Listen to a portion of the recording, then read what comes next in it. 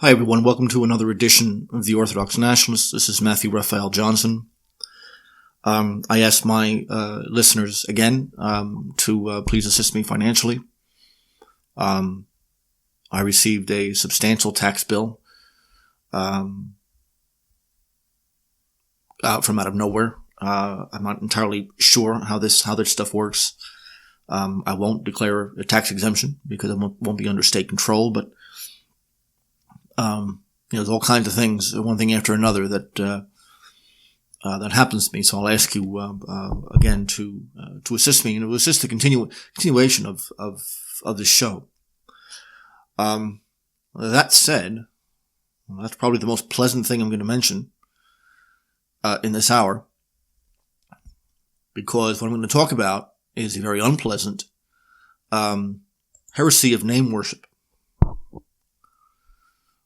Name worship. One of the reasons that I resigned from my old synod, the Milan synod, last year, was in part over this question.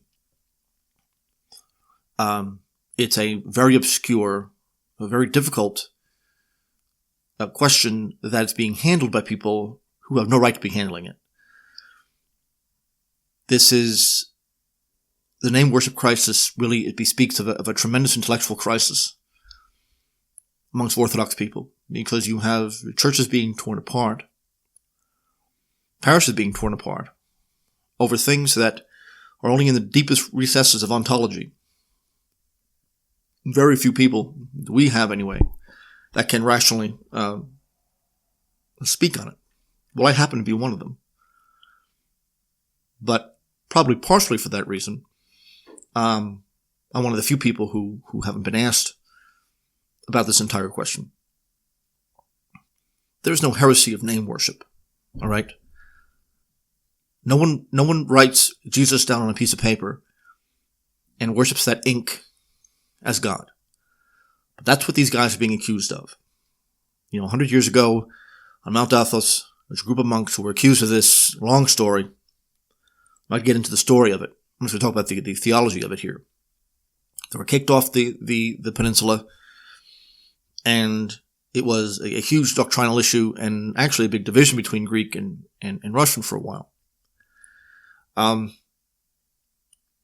they were essentially accused of worshiping names and letters and the vibrations through the air. We speak a word, the vibrations then become God. That's what these people are allegedly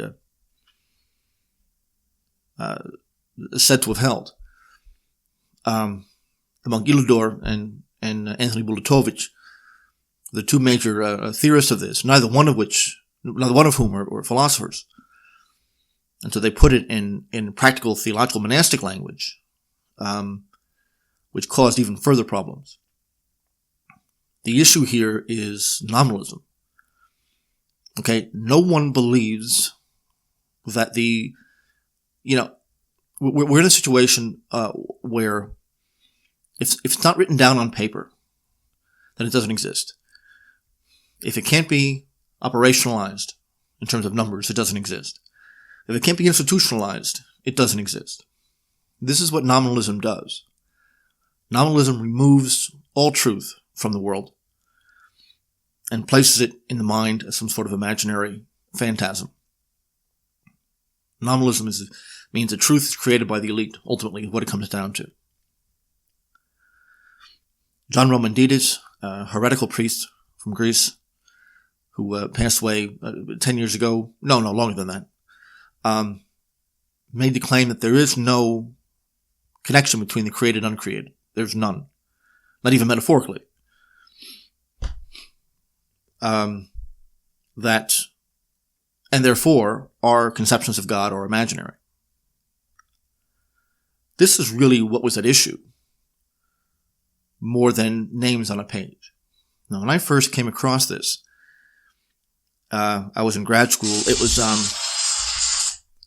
was Nikolai Berdyaev's article, Quenchers of the Spirit, which I read in English. And I never heard of this before. And when I first read about it, he's saying that there's the people who worship names and words. And I was sort of wondering, is this some sort of an old believer thing? Is there some sect that believes? And it took me a long time, thanks to Metropolitan Gregory, of the Metropolitan of Boston, to set me straight on this. And this is one of these times where I'm wrong, and I fully admit it. And he paid me a visit. He set me straight on this, and I'm extremely happy he did.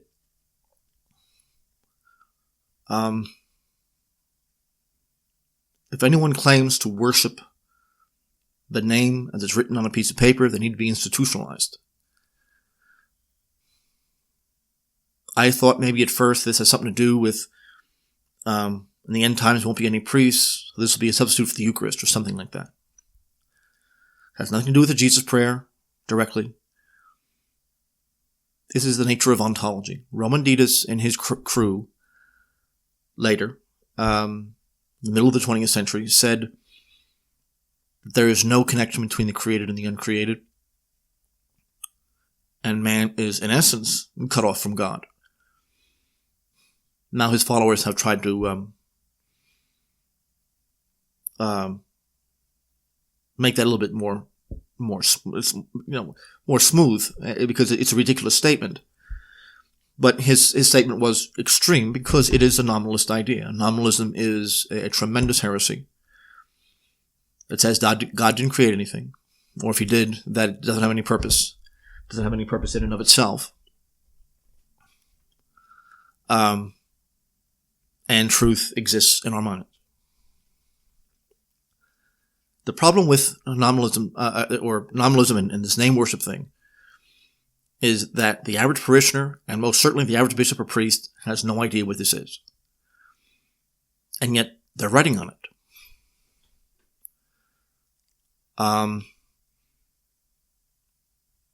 In the historical dictionary of the Russian language, we read under the heading name. Look under the word name, it says this. In the biblical sense, the concept of name is not just the proper name of something, but also the essence of that thing. It goes on to give examples of the name and its connection with the person in the Old Testament. For example, Abraham means the father of the race, Benjamin the son of happiness, Moses saved from the water, David is beloved, and so on. So what does that mean?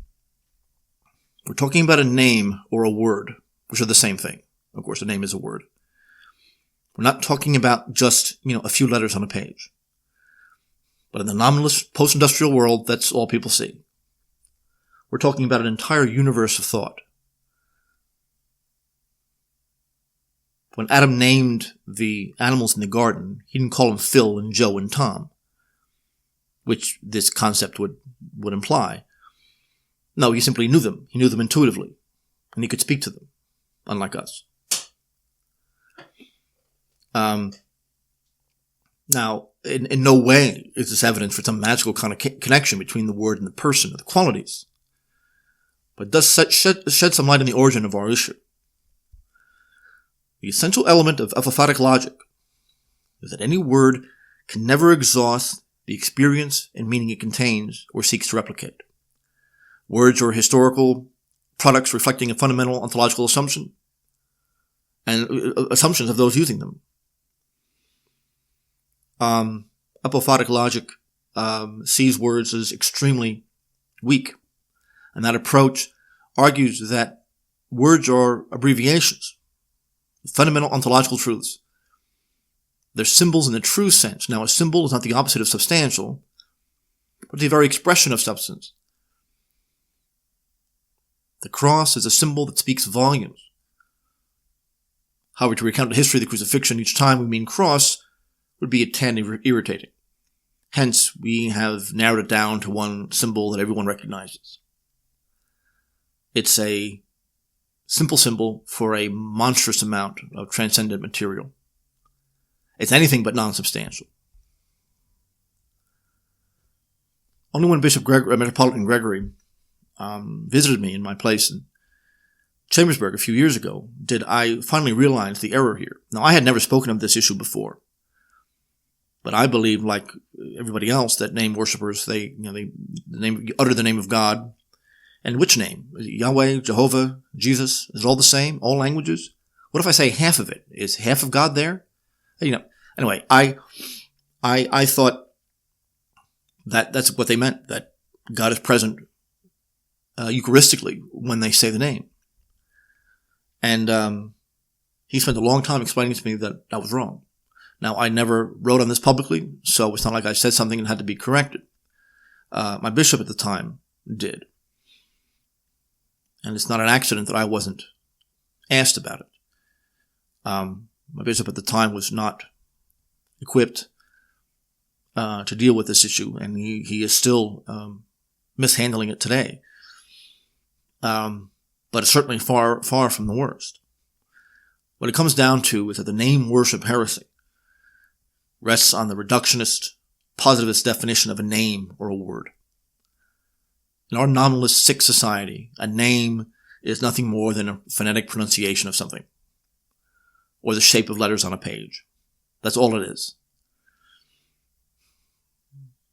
Names and words in the ancient world, in the medieval world actually, in the Byzantine world until its very end, was, as we said, an essence of a thing, meaning an entire description, an entire world that's to be contained in one object and its relations to everything else. It's not just a name that we see on a piece of paper. It's a description. Or, in the case of Christianity, it's a way of life. This entire stupid debate is prefaced on mass ignorance and presumption so intense that it delegitimizes much, if not all, of the present Orthodox mindset these days.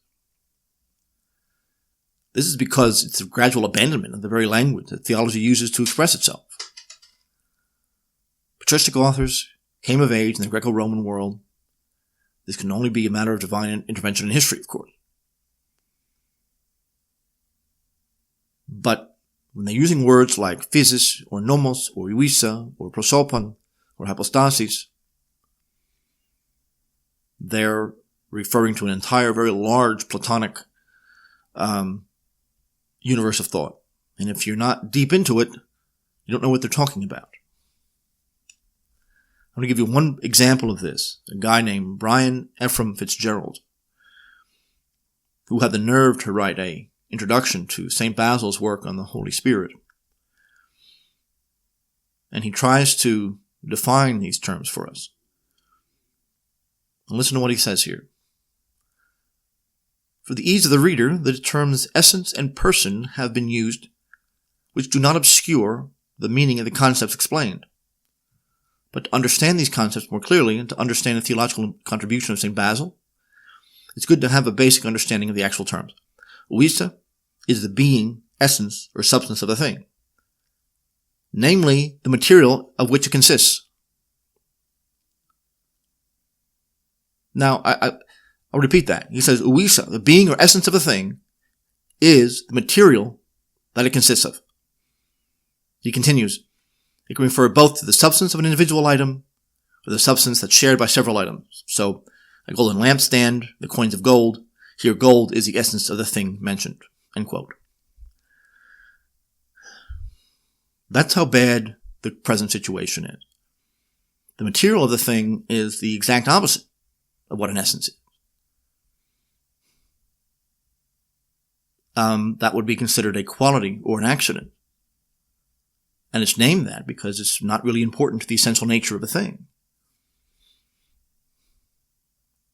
This is the equivalent of an auto mechanic not being familiar with the meaning of the term internal combustion, or a farmer having no idea what manure is used for. I don't mean to make fun of the guy, but it's very typical of the presumptuous, people in the West who really don't have a whole lot of people to correct them, making incredibly stupid statements like that. I quote him because it's not all that uncommon to see these kind of philosophical issues, ontological issues, completely manhandled by people who have no right to be dealing with them. Gold in the example above would be the matter of a thing, and therefore irrelevant to its essence. Ouisa is the nature of an object. Now, Mr. Fitzgerald claims a doctoral degree somewhere. He's a clergyman, and he sees himself as a patristic teacher. But if he can't define one of the most basic concepts, if he can't define a basic concept like that, utterly fundamental concept like that, then I'm not going to trust anything he's going to be able to write. And he says it more than once. So we can't say that's just a momentary lapse or something. The problem with this debate, the so-called name worship, is that it's everything in this debate is loaded with specialized terminology. And therefore, when it becomes a matter of public discussion, none of its real substantial content will remain. There's another person, Father Panagiotis, who is attacking the so-called name worshippers. I'm not going to quote him in full, just because you would get dumber if you did that. But essentially he says, he makes the claim that Plato and Platonists say that the name of an object exists before the object itself does. He actually makes the claim that the name of God must pre-exist before the world was created, and that the name, therefore, can't be anything but God himself. And I was reading this document, 2011, by this priest, who's probably a good priest in every other way, and it's very much like the Fitzgerald thing. I just was a facepalm the entire time. What I'm reading on name worship these days is a muddled mass of pretension. Of course, Plato never said any such a thing. The name and the object are never the same, even if the object is fictional. Any X is a manifestation of divine energy, which is dependent upon the spiritual world, that of the real, the world of forms. In creation, everything is flux, all is unstable. The role's reason is to make sense out of all of this, utilizing forms or archetypes from a realm that is not in constant motion. The realm of being in truth. Without this, no knowledge is possible. Now, this is a very difficult field, and when you have a lot of amateurs in it, you're going to get a lot of difficulty. The intercommunion between Metropolitan John, Angelos, and Raphael of Russia were ripped apart over what amounted to an illiterate understanding of this controversy. And it absolutely broke my heart. And I was the one person they didn't ask this about.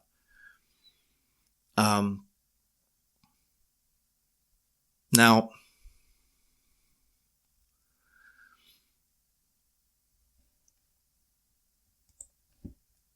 the reason I'm giving really any attention to this is because it has caused tremendous destruction. And because the article I have on the subject is very long and detailed. But it finally sets straight what's going on here. You have to understand terms like name and word in their classical sense, not their modern sense. No name exists in isolation. Like it's an infinitely plastic thing that connects, the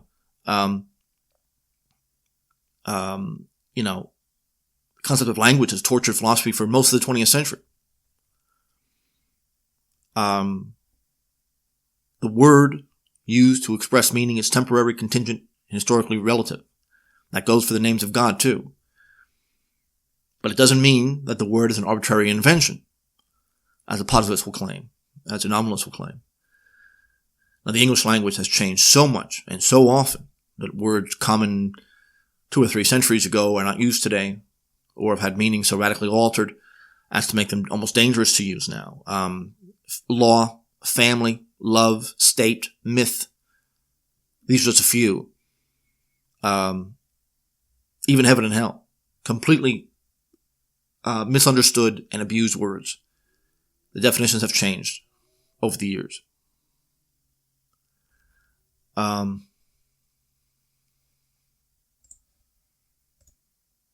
So when you use a word like word, They're referring to words that say in the English language. They're using a very modern conception. I mentioned Father John Romandidis, and he says, and let me quote him directly here, because it's heretical, it's bad, it's wrong. No similarity whatsoever exists between the uncreated and the created, or between God and creation. This also means that no analogy, correlation, or comparison can be made between them. This implies that we cannot use created things as a means for knowing the uncreated God or his energy. Now, I quoted that from Vladimir Moss's paper. For once, he's not taking something from me, and he actually does something very positive here in criticizing John Romandidis. He's, this arch heretic. And Moss answers him, and it's an excellent paragraph. He says, well, if there's no similarity between God and creation, why, when he created man, did he create him in his image and likeness? And again, is not this likeness between God and man precisely the basis which makes possible the union between God and man? Deification? Well, this is the problem. This was the Greek attitude, such that it shouldn't be any surprise that this school of thought took great umbrage the very existence of name worship. I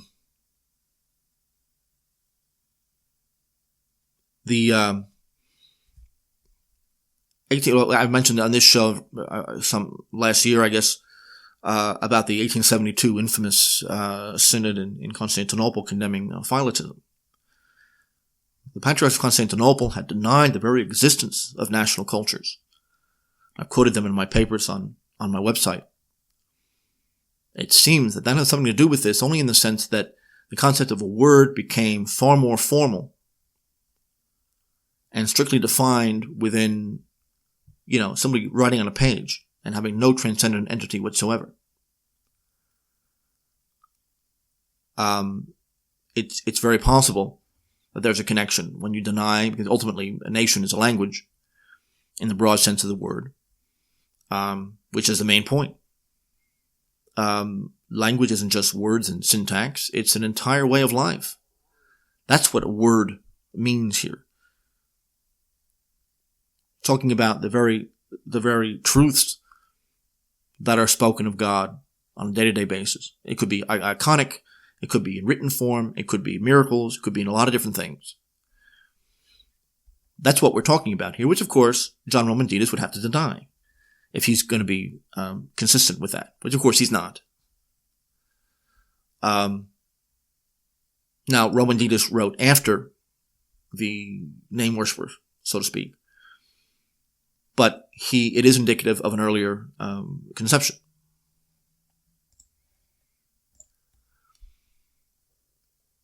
God's light or his grace is identical to his energy. It's his energies that fill, so to speak, the truths, whether it be, again, iconic or musical or anything else, that we speak of when we describe the church. And that whole, the theology and history and everything else. That's the question at hand. Not the word Yahweh written on a page. Gregory Palamas says, the energy is accessible to us creatures, for according to the theologians, it is indivisibly divided, whereas the divine nature remains totally undivided. And then he writes, God's grace and energy are accessible to each one of us. And he says Moses and Aaron, for example, were vessels of divine energy. That's just another word for grace. Gregory Palamas says this. His 150 chapters, this is 110. This is therefore the object of participation for those deemed worthy of divinizing grace. Listen then once again to Chrysostom, who taught both doctrines most clearly, namely, that it is the energy, not the substance, which is participated, and that it is the energy which is invisibly divided and participated, not the participal substance, which divine energy precedes. Okay, there's a word invented there. But it's the only way that you could translate something that can't be participated in. You can't participate in the substance. You can participate in his grace or his energy or his divine presence. And that exists because of our limitations, not because of anything inherent in God. So Gregory Palamas uses energy, light, and grace as totally interchangeable. And that's something that's denied by a lot of those who are at war with the name worshiper camp. So let's put it like this. A word, or actually I should say even a world, the world of meaning in which a word participates is actually very artificial to take a word out of its context. It's an icon of the Spirit. Whenever something is named collectively or universally, it normally denotes a common operation and therefore a common nature. The formula, the name of God is God himself, is very, very unfortunate. Because you have people on both sides of this debate that don't know how to put this in proper terms. This isn't just a matter of theology. This is a matter of metaphysics as well. It's a very odd way to state it. So let's put it this way. Anthony Bulatovich, who was condemned by the Moscow Synod in 1913, here's what he says about it. In the names of Christ we have, so to speak, the created shell. That is, the sounds and letters with which we express truth. These sounds and letters are different in every language.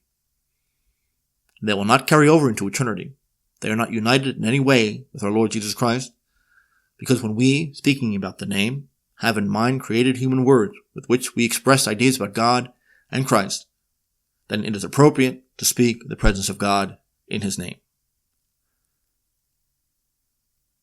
So right there, that's my translation.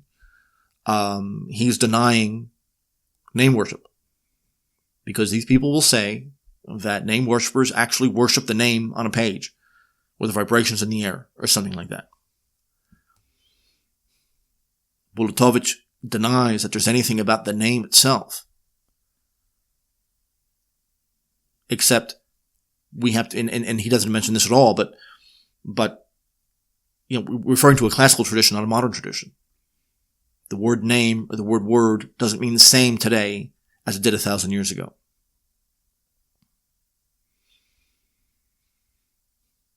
And he also says somewhere on page 88 on his battle, he says there's no magic power in this, which again he was accused of. There is no such doctrine. There is no such idea. It doesn't exist. Now he might not express himself perfectly, but it's clear that he's speaking of the form and matter of a theological object. A sacrament is both the grace that exists independently of the actions, as well as the actions themselves, the rituals and words. For example, one communes with God through the Holy Eucharist. However, this is not the only way one can commune with God. Hence, the Eucharist contains the grace, the very presence of Christ, that might be found elsewhere. This does not permit the priest then to substitute any material for bread and wine. These elements have been chosen for their universal applicability and Christ's own examples. Same could be said about the names and descriptions that have a sort of power by virtue of the grace found within formal elements such as language or gesture or movement. There's no issue. There's no controversy here. There's a problem of a highly nuanced vocabulary and logical structure in the hands of those who don't appreciate either. The defendant of the name worshippers in 1918 said the following. Our opponents, with means that we are unable to comprehend, have been transforming an absolutely orthodox veneration of the name of God, and our expression, the name of God is God himself, into an expression that is unacceptable to us, the very name of God, something we never said.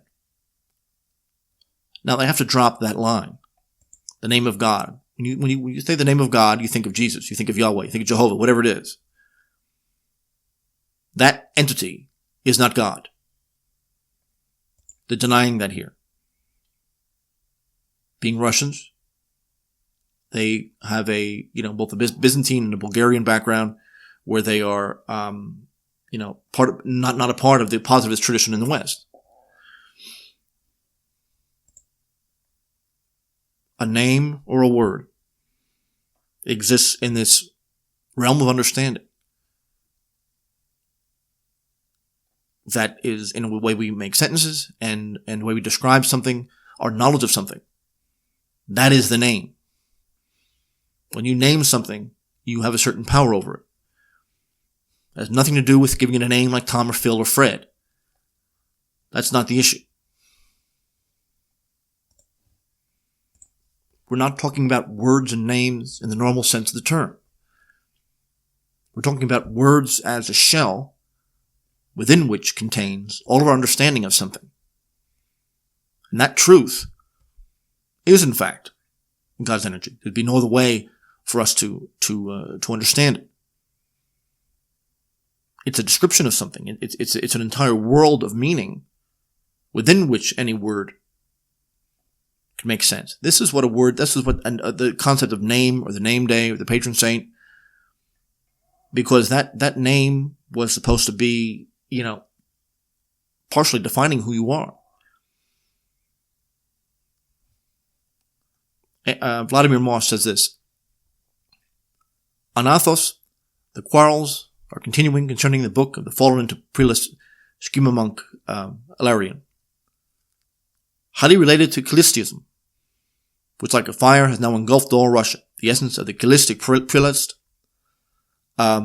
consists in their calling some or other cunning and sensual peasant an incarnated Christ, and comes some filthy old woman by the Mother of God, and worshipping them in place of God, after which they betray themselves to carnal sin. This is a delusion into which Father Ilarion, directing his foolish followers, himself not realizing it, we hope. I'm sorry, that was not from Vladimir Moss. That was from the Condemnation. Callistism was the people who they were whippers. They would drive themselves into frenzies and everything else. But that kind of ranting, name worshippers are the same as that bunch.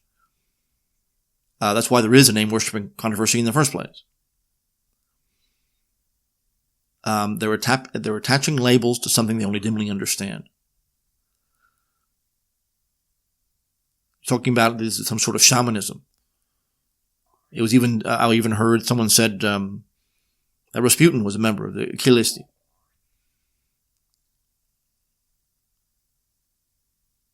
Well, of course, he probably was not.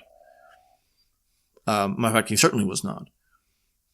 And therefore, he was a name worshiper. They're trying to make a connection between those two things. And the issue here is that they're taking a very, very difficult metaphysical concept and mangling it beyond belief.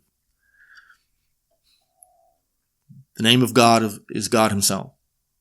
They're not referring to Yahweh or Jehovah or whatever. The very utterance is God in the same sense that the communion is God, when you receive the Eucharist. It's a stupid doctrine that absolutely no one holds. Let me give you an example here of the classical concept of the word name or word. Lloyd Gerson, he's talking about the Platonic tradition and how the word name and word is actually used. The reference of names in the sensible or material world, the data that the theory of form seeks to explain, are essentially images. An essential image is both one that is not advantageously an image, and one that is necessarily related to that of which it is not, of which it is an image. Take away the form of largeness, and we cannot say that the largeness is a large thing. It's essentially an image. It can only be advantageously an image of some idea in the mind of the maker. So we have seen there is nothing untoward, and there are being multiple copies of one paradigm. That they are made according to a paradigm that's advantageous and produces advantageous sameness. The stipulative kind produced when we say, for example, that two people are from the same place. Real identity and difference, by contrast, requires essential imagery. An essential image is one whose entire being is to be an image. Now, let me unpack that here for a little bit. The term image, of course, is the key concept. An image is a reflection, a pictograph, a complex symbol that summarizes the key elements of an object. But those elements that make it itself and nothing else. The things that make it unique. How we define something. Symbolic in the modern usage is almost identical with non-substantial. Of course, symbol, much like name in a different context, is not a non-substantial thing. It's a complex of graphic contours that manifest but are not identical with the formal objects involved. So here, the deflation of the term makes any reference to the term symbolic the same as reference to nothing. This has been the problem here. Let me try to clarify this a little bit. I'm going to quote from Vladimir Moss, who is way out of his element when he talks about this, and I have in my paper. I criticize him. He's great on a lot of things, but not on this one. Let me quote him here, page 32 of his paper on the subject. The name worshippers were suspected of identifying the names of God with physical sounds or letters with which they pronounced or written. That this was a real temptation for some Russian believers is proved by the superstition of some priestess-hole believers, who reasoned that since the Orthodox spell the name of the Son of God according to his humanity as Isus in Russian, they themselves spelt it in a slightly different way, the Orthodox were actually worshiping a different Jesus. In other words, what he's saying here is a slight difference in how the name Jesus was written meant that it was two different people. And on that ground alone. The problem here is that he's assuming that names and symbols are the words that conventional, daily, or practical language assigns to a class of things. It is not. The ancient conception of an object has no relation to the modern debased and nominal usage. No intellectual in the Old Believer movement would ever argue that the new spelling is a different Jesus, is a different person. Talk about someone else. They would have to argue that the Hebrew Joshua is not Jesus at all. No one's saying this. Rather, the old belief was making the claim that even the name of Christ was open to revision, and that nothing was sacred.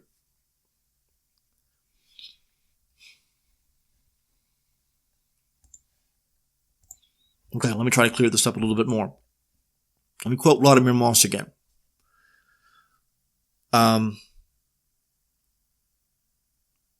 He says the following. When we are talking about the name of God and have in mind the essence of the name itself, by which we name God, then we say that the name of God is God.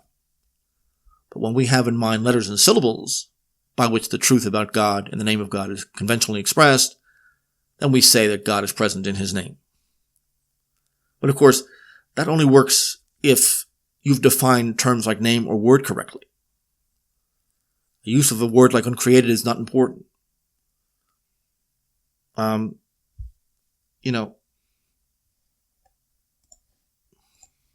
It is very reasonable that you argue that the word, letters, and pronunciation are connected to the object itself. It's just to say that the word or phrase that denotes an object is not totally made up and arbitrary. So biology uses old Latin descriptions in naming a species of animal, for example. One example I like to use is mortgage. The French mortgage. It doesn't mean death pledge, but rather a dead pledge. It's because the dead element that was non-organic was the money itself, in essence a variation on distorting rent. Since it's unnatural that metal can create more metal, as if it were organic, the dead pledge refers to this element of usury. That's what the word mortgage means. The word mortgage is connected to the essence. We use the word mortgage so we don't have to describe that each and every time we mention it. That's just one example of the fact that these words are not arbitrary. They are far from identical with the object. No one is claiming that. No one doesn't have a massive tumor. But words are part of a huge complex of images and conceptions that provide it with its meaning. Outside of this, they're just random sound. But the terms that we use, we have a relation to the practice mediated in this way. The problem now is that the word is meaningless since usury is now considered legitimate business. Using the mortgage example again. So the vulgarity of capitalist society has rendered the real meaning of the mortgage hidden in the midst of a cultural type only few can even understand. So using the word mortgage again as an example here, the way that culture has changed such that usury is accepted and understood. It's really just a rent. Usury is just, interest on a loan is just a rent. It's just one aspect of a much larger concept. But the real connection between the word and the phenomenon is hidden because now usury is acceptable. Now let's make this a little bit clearer. In 1913, Russian Synod, well, actually 3 members of the Synod, led by a great saint and a new martyr, Makati, condemned name worship. Now they're thinking, like most people, they heard that these people worship names and sounds. And that's why they connect them to the Kilisti all of a sudden, that sect. They wrote very rapidly a condemnation of that doctrine. And Vladimir Ern wrote back, I'm not going to quote him directly, but the argument is that the weakness of the human mind can never ultimately be remedied. It's not experienced by the mind since there's no connection between prayer and God. The condemnation itself suggests this.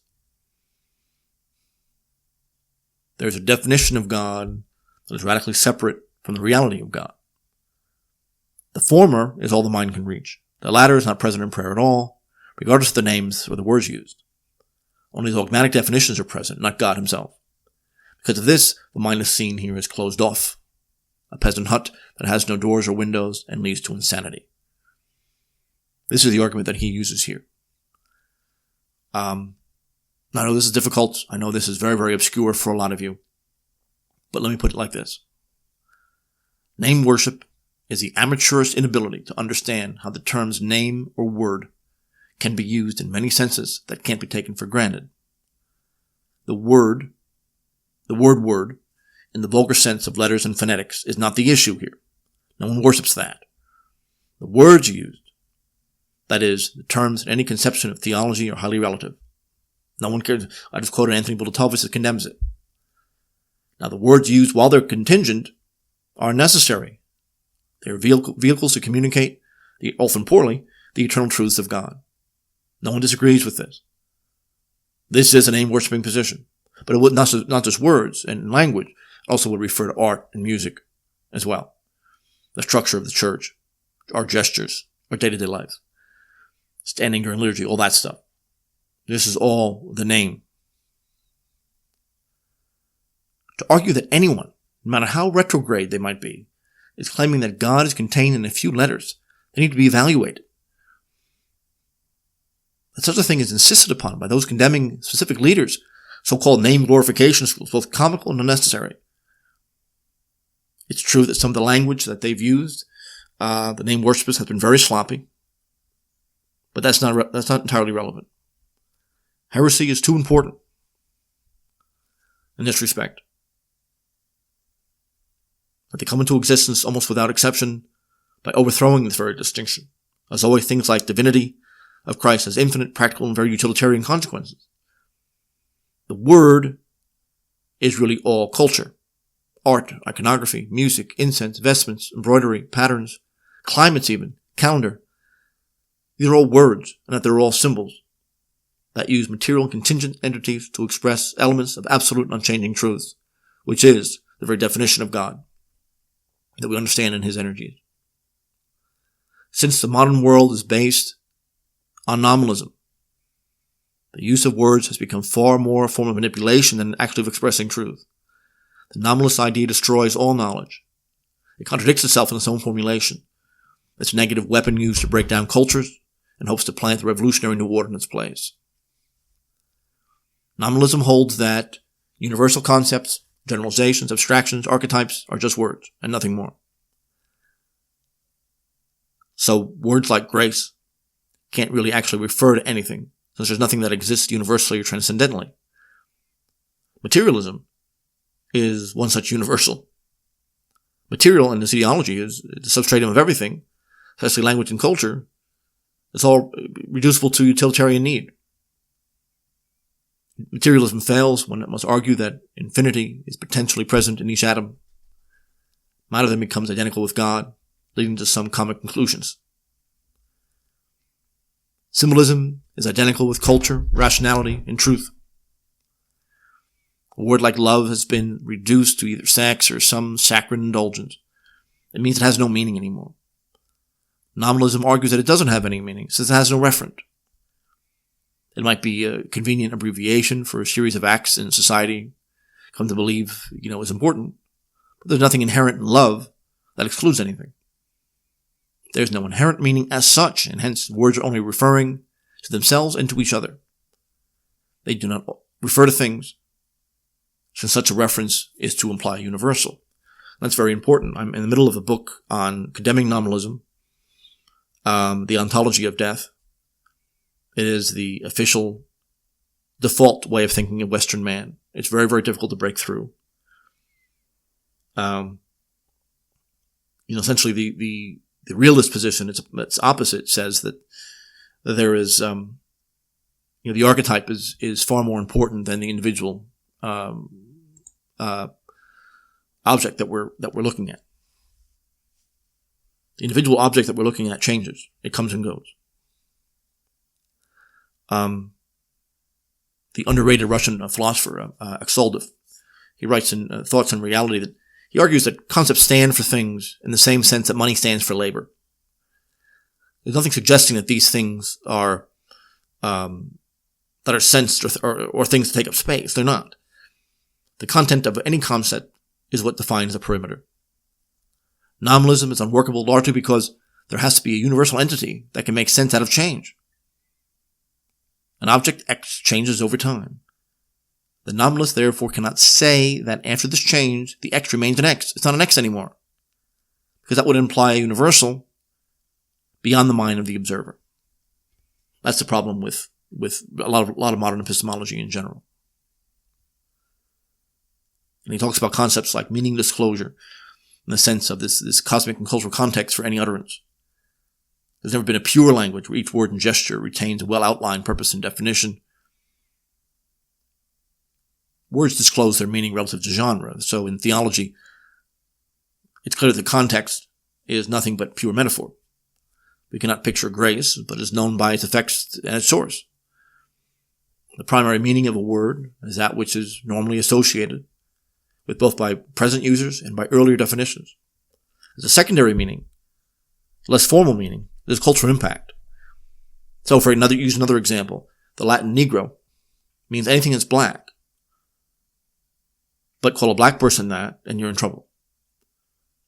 That's what I'm talking about here. The first concept is its normal dictionary definition. And secondly, it's how it's culturally understood. No one argued for the divine power of vibrations or letters strung together on a page. However, the concept of Romanides, his school,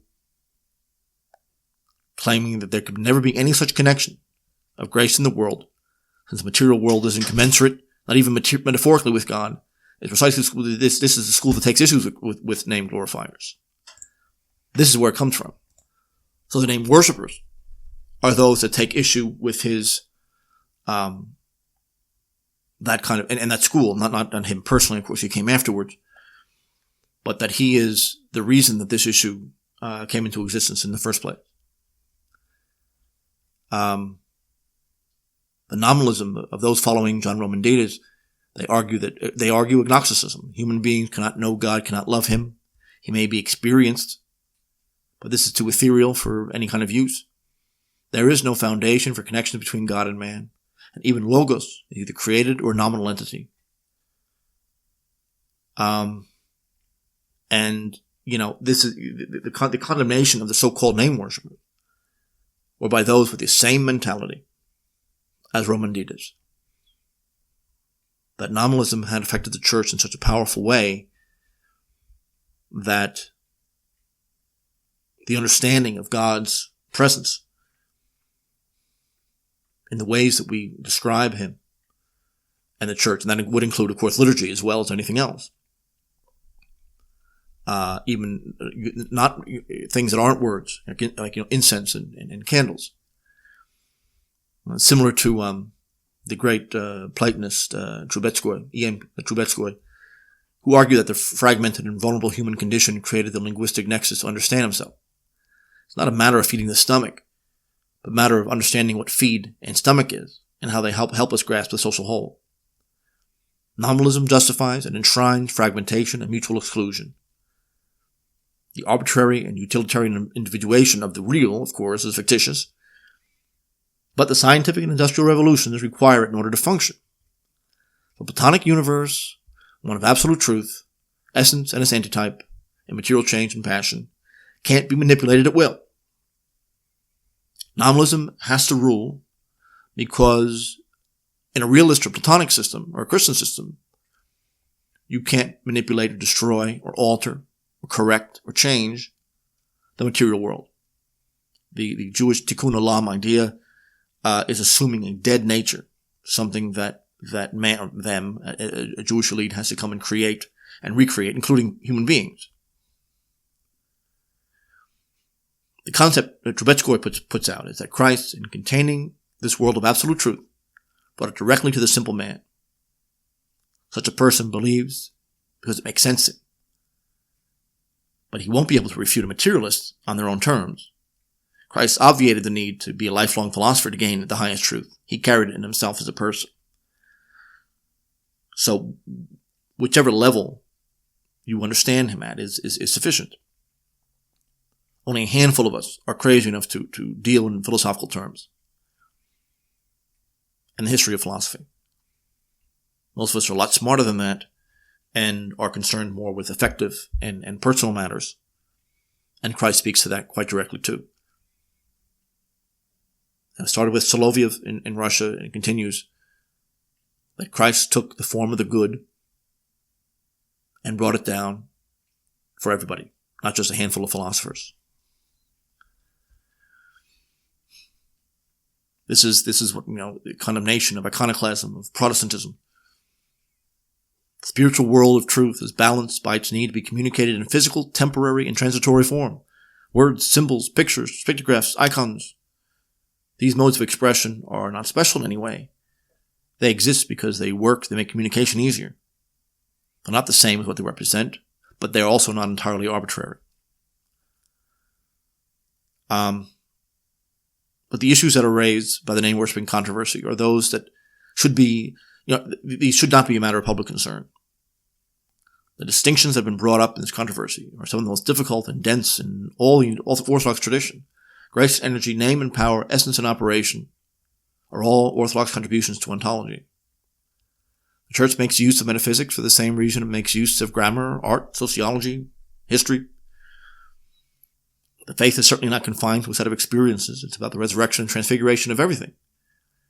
Metaphysics has never been an easy subject, but today, now, it's made impossible because the methods of cognition, inherent nominalism have ruined the names of words. Philosophy is impossible today because of what nominalism has done. The original purpose and use of words, they've just become handmaidens of industry, technology, and self-interest. Mass society and mass communication have ensured that every possible argument on any possible subject has been made, meaning that searching for the truth is almost impossible. Even if truth were found somewhere, the mental foundation for expressing it no longer exists. Christ came at a time of decaying Platonism and Stoicism. It's not an accident. Christ came to finish those ontologies and show that all of them, in very important ways, are about logos. Christ was the Logos, accessible to everybody. This accessibility doesn't imply that speculation about its nature should be open to all comers.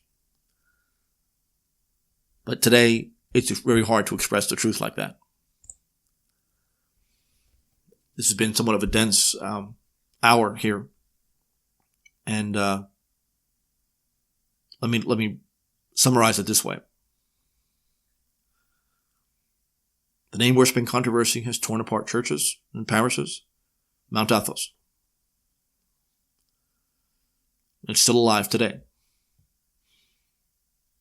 However, there are no such things as name worshippers. What I was told by my bishop and everybody else from years ago was that they worship the name on a piece of paper. And I said, okay, so if I write Jesus down on a piece of paper, the ink becomes God? Yeah, they said. I said, no one believes that. They should be put into an institution if they believe that. It's ridiculous. No. What it comes down to is that the truth, the eternal, unchanging truths of God's existence, is formulated in church doctrine. That is God's energy. There is no doubt about it. It's the very nature of God's light. That's why we call it light. It sheds light on things. Grace, light, energy, it's all one and the same thing. That's the concept here. The way we express things, and we have to use a formalized terminology, especially in the liturgy, because you can't just change. It's true that the liturgy is a physical expression of a grace that's already there, but we're human beings.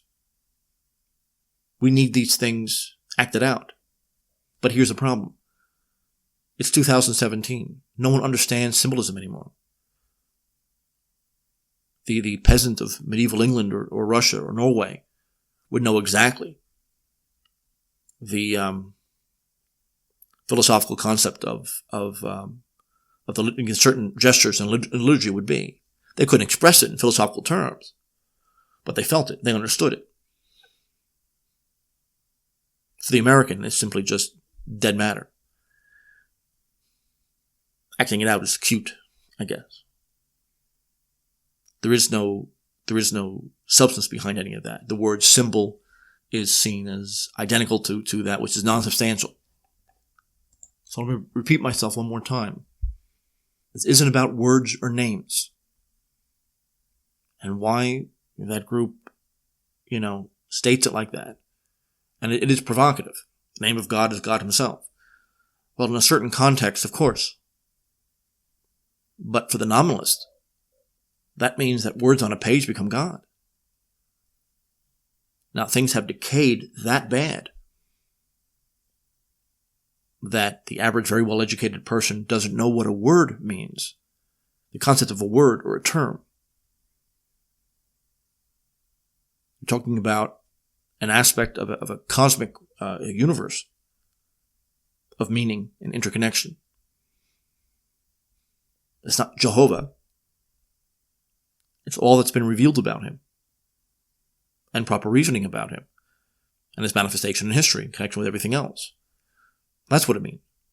But none of this could exist without grace. None of this could exist without light. Our reasoning would be simply a passionate rationalization rather than actual true reason. There is no such controversy. The people who are dealing with the name worship controversy now are the last people who should be. This stuff is far too difficult for some of these characters to be dealing with.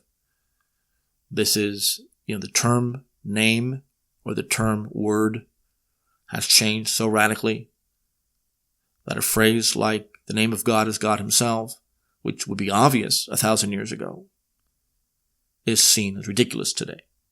And of course, in the modern conception, it is ridiculous. Anyone who thinks that the vibrations through the air is God is a fool. The real argument is with nominalism, with the school best represented by John Roman Didas in Greece, that there is no connection between the divine and the human. Everything is simply imaginary. And it is actually mentioned not him personally, of course, and the condemnation of the name worshippers in 1913 from Russia. That this is not a real connection; it's an imaginary connection. I know this is not the easiest hour we spent here, but this is something that's tearing apart parishes all over the place. A name worshipper is someone who simply would state that what we understand about God creates a world that is the creation of grace. That eternal truth has to be grace-filled to be the eternal truth. It was obvious 1,000 years ago, but we've become so debased that it no longer is. Anyway, that's enough of this. I'll talk to you next time. Bye-bye.